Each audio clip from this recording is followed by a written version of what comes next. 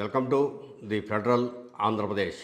Janasena party Andhra Pradesh రాష్ట్రంలో కార్యకర్తలను బలంగా పెంచుకోవడానికి, పార్టీ నాయకులను పార్టీ వీడకుండా చూసుకోవడానికి, పార్టీని గ్రామస్థాయి నుంచి పటిష్టవంతంగా నిర్మాణం చేయడానికి చెయ్యని ప్రయత్నం అంటూ లేదు.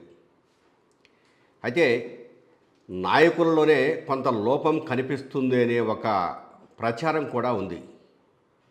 కారణం పవన్ కళ్యాణ్ కొంతవరకు సినిమా రంగం మీద దృష్టి పెట్టడం, అదేవిధంగా ప్రజా సంక్షేమం, ప్రజా సమస్యల మీద కూడా దృష్టి పెట్టడం, పాలనాపరమైన అంశాలలో అధికారులతో ఎప్పటికప్పుడు మాట్లాడటం, ఇవన్నీ చూడాల్సి రావడంతో కొంత ఆయనపై బర్డన్ పెరుగుతోంది.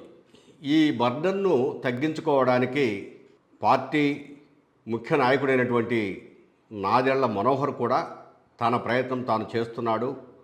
పవన్ కళ్యాణ్ చెప్పినట్లు ఫాలో అవుతున్నాడు. అయితే ఆయన సివిల్ సప్లైస్ మినిస్టర్ కావడం వల్ల మినిస్టర్గా ప్రభుత్వ కార్యక్రమాలలో పాల్గొనడం మీద ఎక్కువగా దృష్టి ఉంది. అట్లాగనే రైతులు పండించినటువంటి ధాన్యము, ఇతర పంటల కొనుగోలు మీద కూడా ప్రత్యేకంగా దృష్టి పెట్టారు ఈ మధ్యకాలంలో. గత సంవత్సరము అలాగే కొనుగోలు చేశారు, ఈ సంవత్సరం కూడా అలాగనే కొనుగోలు చేస్తున్నారు. రైతుల నుంచి పెద్ద వ్యతిరేకత లేదు. కొనుగోలు చేసిన వారం నుంచి 15 రోజుల లోపులో రైతులకు డబ్బులు కూడా ప్రభుత్వం చెల్లిస్తోంది. ఆ పనుల్లో మంత్రి గారు ఉండడం వల్ల పార్టీ నిర్మాణ కార్యక్రమం కొద్దిగా వెనుకబాటులో ఉందనేది జనసేన పార్టీ నాయకులు, కార్యకర్తలు చెప్తున్నమాట. జనసేన పార్టీ ప్రధాన కార్యదర్శిగా ఉన్నటువంటి నాగబాబు గారు కూడా నిర్మాణంలో చురుకుగా జోక్యం చేసుకోవడం లేదు, పట్టి పట్టినట్టుగా ఉంటున్నాడు. ప్రధానంగా ఉత్తరాంధ్ర జిల్లాల్లో జనసేన పార్టీకి బలమైన క్యాడర్ ఉంది. అలాగనే గిరిజన సమూహంలో కూడా ఆయనకు మంచి పట్టు ఉంది. గత ఎన్నికల్లో కానీ, అంటే 24 ఎన్నికల్లో కానీ, 2019 ఎన్నికల్లో కానీ ఓటింగ్ శాతాన్ని చూస్తే గిరిజనుల నుంచి మిగిలిన పార్టీల కంటే, అంటే 2 ప్రధాన పార్టీలు కాకుండా మిగిలిన పార్టీల కంటే బీజేపీ కంటే కూడా ఆయనకు ఎక్కువ ఓట్లు వచ్చి ఉన్నాయి. దీనివల్ల గిరిజన ప్రాంతాల్లో ఇంకా పట్టు పెంచుకోవాలి, గిరిజనుల్లో పవన్ కళ్యాణ్ జనసేన పార్టీ బలం పెరగాలనే దాని మీద బాగా దృష్టి పెట్టారు.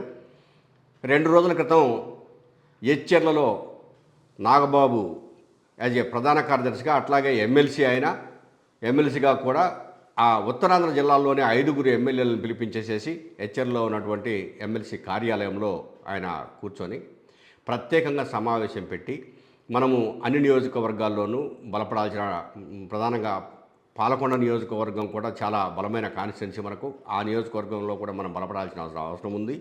మిగిలిన అన్ని నియోజకవర్గాల్లో కూడాను ఎట్టి పరిస్థితుల్లోనూ మన కార్యకర్తలను చేజార్చుకోకూడదు. ప్రస్తుతం పార్టీకి ఉన్న వాళ్ళు అలాగే ఉండాలి, కొత్త వాళ్ళను చేర్చుకోవాలి. మనము తెలుగుదేశం పార్టీతో సమానంగా కార్యకర్తకు ఇవ్వాల్సినటువంటి ఇన్సూరెన్సు ఇవి కానీ, లేదు ఏదన్నా ఆర్థిక సహాయాలు కానీ, అవన్నీ మనం జనసేన పార్టీ తరఫున చేస్తున్నాం, మీరు జాగ్రత్తగా ఉండండి అని అక్కడ వాళ్ళను హెచ్చరించి 2 రోజుల క్రితం ఒక మీటింగ్ పెట్టి వాళ్ళందరినీ సమన్వయం చేసి ఉత్తరాంధ్రలో బలాన్ని పెంచుకునేందుకు ఒక కార్యక్రమాన్ని చేపట్టాడు. ఇక పవన్ కళ్యాణ్ 1-to-1 ఎమ్మెల్యేలతో మీట్ కార్యక్రమాన్ని ఏర్పాటు చేశాడు.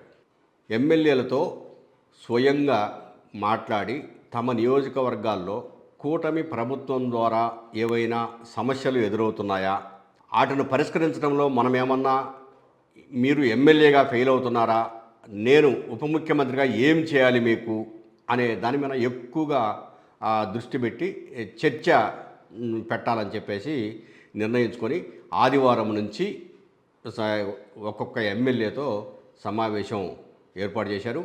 నిన్న జరిగినటువంటి సమావేశానికి పోలవరం ఎమ్మెల్యే హాజరయ్యారు.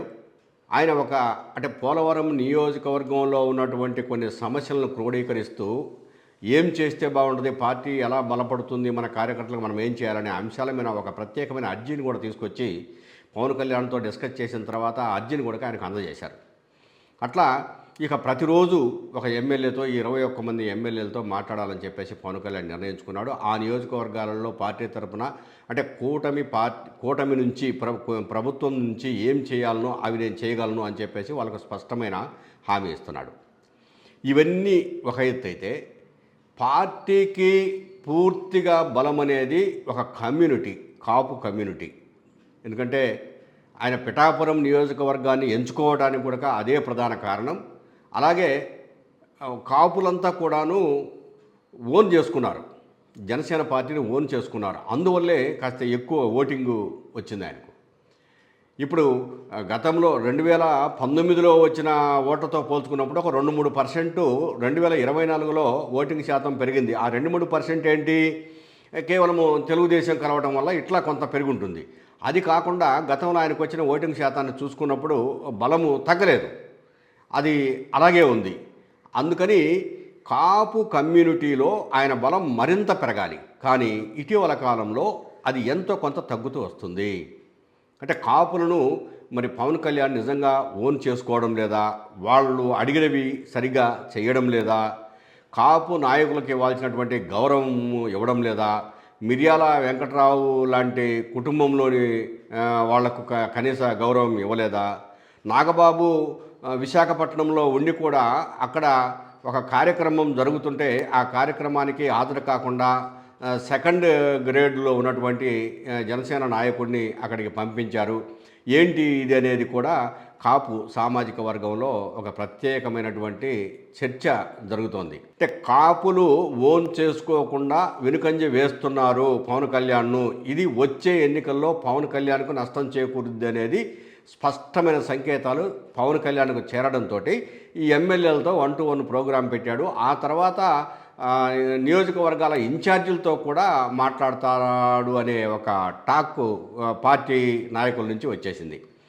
వీటన్నిటిని తీసుకొని చూసినప్పుడు పార్టీని బలోపేతం చేయడానికి ఉమ్మడిగా ఒక కుటుంబం లాంటి ప్రభుత్వంలో ఉంటూనే తన పార్టీని తాను ఎలా బలోపేతం చేసుకోవాలనో, ఇప్పుడు ముఖ్యమంత్రి ప్రతి వారము కార్యకర్తలు ముఖ్య నాయకులతో సమావేశం నిర్వహించి తెలుగుదేశం పార్టీలో ఉన్నటువంటి ముఖ్య నాయకులతో, పార్టీ వాళ్ళకి ఏమి కావాలనో అడిగి, అసలు కొంతమంది కార్యకర్తలు ప్రతి శనివారం రోజు రాష్ట్ర తెలుగుదేశం పార్టీ కార్యాలయానికి వస్తే వాళ్ళందరితో మాట్లాడి వాళ్ళ దగ్గర నుంచి అర్జీలు తీసుకొని అవన్నీ కూడాను కంప్యూటరైజ్ చేసి ప్రభుత్వ కార్యాలయాలకు మళ్ళీ ఫోన్లు చేసి ఈ సమస్య ఏమైందని చెప్పేసి కనుక్కొని ముఖ్యమంత్రి దృష్టికి తీసుకుపోయేటువంటి ఒక వ్యవస్థను అక్కడ తయారు చేసి పెట్టాడు నారా చంద్రబాబు నాయుడు. అదే వ్యవస్థ జనసేన పార్టీ ఆఫీసులో కూడా ఉన్నప్పటికీ, ఎమ్మెల్యేలు కొంతమంది వచ్చి అర్జీలు తీసుకుంటున్నప్పటికీ అవి స్పీడ్గా పరిష్కారం కావడం లేదనే ఒక చర్చ కూడా అంటే ఎవరైతే బాధితులు ఉన్నారో వాళ్ళల్లో ఉంది. కానీ వ్యక్తిగతంగా ఎవరైనా పోయి నాకు ఈ సహాయం కావాలని కోరినా సామాజిక సమస్య అయ్యుంటే ఇంకా కాస్త ఎక్కువగా స్పందిస్తున్నాడు.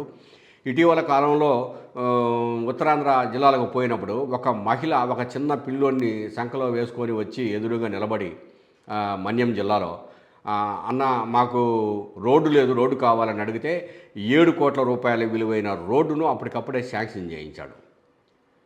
అట్లాగనే దీపిక క్రికెట్ క్రీడాకారిణి, ఆమె శ్రీ సత్యసాయి జిల్లాలోని ఒక మారుమూల తండా నుంచి వచ్చిన విద్యార్థిని. ఆ క్రికెటర్గా ఆమె అంతర్జాతీయ ఖ్యాతిగాంచింది, భారతదేశానికి కప్పు తీసుకొచ్చింది. అటువంటి దీపిక పవన్ కళ్యాణ్తో మీట్ అయినప్పుడు నిలబడి, అన్న మాకు మా ఊరికి పోవడానికి 2 గ్రామాల నుంచి రోడ్లు ఉన్నాయి కానీ అవి పనికిరావు, నడవలేము, వెళ్ళలేకపోతున్నామని చెప్పేశారంటే అప్పటికప్పుడు ఆ రోడ్ల మీద విజిట్ చేయించి అధికారుల చేత ఆ అమ్మాయి మధ్యాహ్నం చేస్తే సాయంత్రానికి 6.2 కోట్ల విలువైన ప్రతిపాదనలు రెడీ చేసేసేసి నేను ఆ డబ్బులు శాంక్షన్ చేస్తున్నాను, మీరు నిర్మాణ పనులు చేపట్టండి అని చెప్పేసి అధికారులను ఆదేశించారు. ఒక్కసారిగా ఇటువంటి సంఘటనలు పవన్ కళ్యాణ్ ఇమేజ్ను మరింత పెంచుతున్నాయి. అట్లాగనే ఇటీవల మంత్రులు కూడా చాలామంది మా గ్రామాలకు రోడ్ల నిర్మాణానికి నిధులు ఇచ్చారని చెప్పేసి అభినందనలు తెలియజేస్తూ ప్రత్యేకంగా ఒక 10 మంది మంత్రులు ఆయన్ని కలిసి అభినందనలు తెలియజేశారు.